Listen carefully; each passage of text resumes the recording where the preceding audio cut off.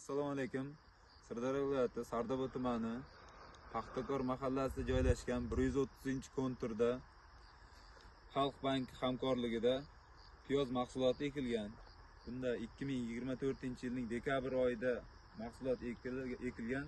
Reja bo'yicha 2025-yilning iyun oyining oxirlarigacha mahsulot tayyor bo'ladi. Bunda maydoni 15 gektardan iborat. 15 gektardan iborat 30 ta fermer xo'jaligiga biriktirilgan. Hozirda barcha agrotexnik ishlar o'z vaqtida bajarilmoqda. Bunda mineral o'g'itlar, tabiiy o'g'itlar barchasi o'z vaqtida bajarilib kelinmoqda. Shu yil reja bo'yicha bajarilsa, kelasi yilda yana faoliyat kengaytiriladi. Bunda hozir zamonaviy texnikalardan unumli foydalanilyapti.